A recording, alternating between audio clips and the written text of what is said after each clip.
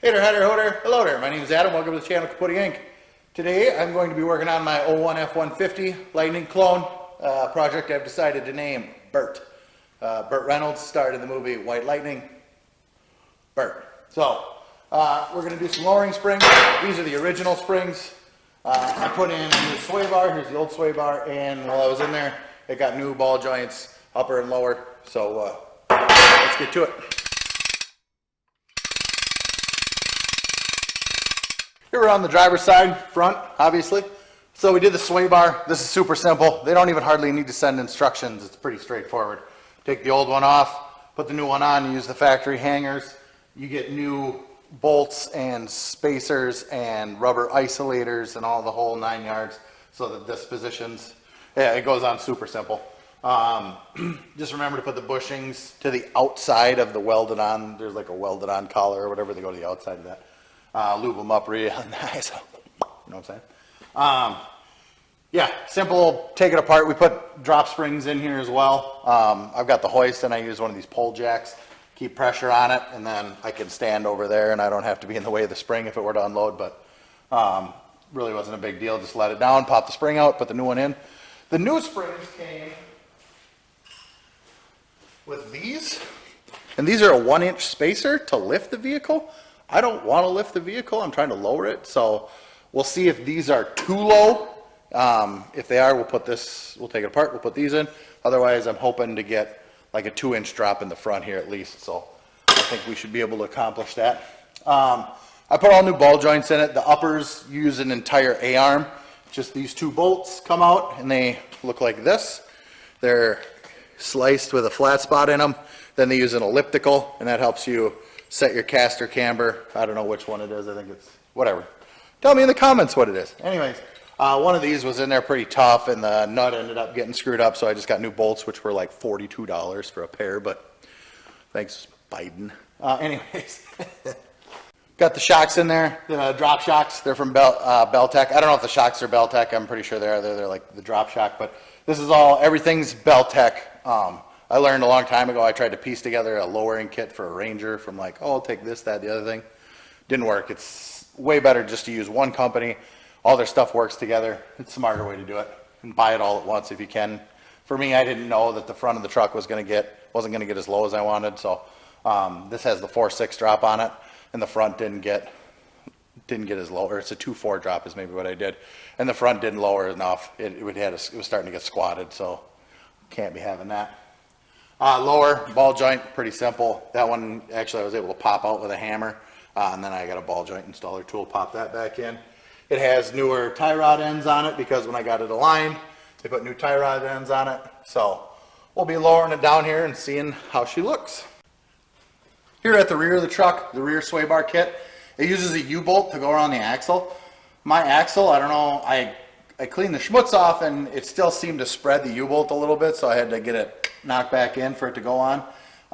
Sandwich the plate, the bushing, everything all on the end of the U-bolt. In the instructions, they don't really give you any measurements or anything like that. They just say, you want to make it even. You want these as far out as you can get so that the sway bar doesn't have any opportunity to move side to side. It's actually a pretty easy, simple installation. On the driver's side over here, already a hole in the frame here. You just enlarge that. It tells you in the instructions. I think you take it to 9/16 or something like that. These bolt on. The driver's side's a pain in the ass for me because there's lines up here. You got like a wiring harness and you have some fuel lines.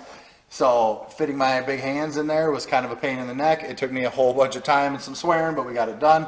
The passenger side's easy as pie. There's nothing in the way, but you just have to take a measurement and drill one hole in the center of the frame rail. Simple and easy, but yeah, you just make sure everything's centered in the rail, and you make sure that you're try and make sure they're spaced evenly side to side as well, and tighten everything down to the proper torque spec, and away you go. On the rear of the truck of the Belltech kit, they send 2 different size spacer and bolt combinations. The longer stuff is if you have a stock ride height vehicle. The shorter stuff is for a lowered. Obviously we're lowered, so we use the shorter version. The rear of this truck had no sway bar. The front had this sway bar, and the new one is quite a bit beefier than the old one. And this one, I don't know if you can see it, but it's got these stops on it. These stops make sure that the sway bar can't move to side either, where the factory one does not. It comes with new bushings. You'll note here too, that I thought this was interesting. The driver's side frame rail is taller than the passenger side frame rail. So this uses just a standard saddle, and this one has a drop to it. So just make sure you torque everything down to the proper spec, and away you go. I'm a bad boy. Chrome socket on an impact.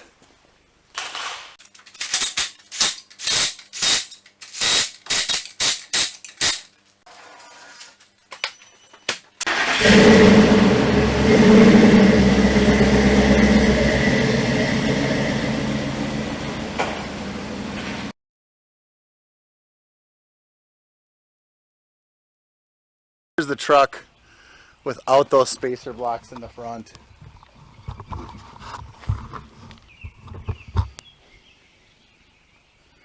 And I don't mind how low that is, but the back is now too high, and lowering the back, I don't know how much of an option that is. And I think I want to go up. So I'm going to put those spacering things in it, and we'll take it up 1 inch in the front. Okay, we got the 1 inch lift spacer on there on top of the lowering spring, and I think we got her just right. I wouldn't have minded the lower stance, but it was just too much rake. If I could get the back a little lower, but I do use this truck to go more places than just on asphalt. Sometimes I take it somewhere and it gets a little off-road use. It's probably going to cost me a bumper one day, but I like it a lot, so I think the stance is great. Well, that's a wrap on the suspension for Project Burt. I really like it, static drop. By the time we were done, I'd say it ended up being more of almost a 4-4 drop or a 3-4 drop. It was initially supposed to just be a 2-4 drop, just a 2-inch drop spindle in the back, 4-inch in the back with the brackets and shackles or whatever, but the front ended up sitting way too high. You never know, it's a 20-year-old truck. What's been put in there, maybe it got a spring replaced, maybe those springs are worn out, making it sag. Who knows? I'm really excited about it. It was a good thing that we put the 1-inch spacer block, or they call it a lift spacer, in there. I would have liked to keep it that low, but if the back was lower, but I do go off-road here and there with it, you know, or go in rougher terrain when I'm bidding jobs sometimes. You never know what you're going to get into. So it also is important because without that, the front was pretty much sitting on the bump stops, so that would have made it a super rough ride. We'll probably end up having to trim the bump stops a little bit maybe, but we'll see what happens. So I hope you enjoyed. Like, comment, subscribe. Tell me I'm handsome. Tell me I'm an idiot. Either way, I appreciate it. See you on the next one.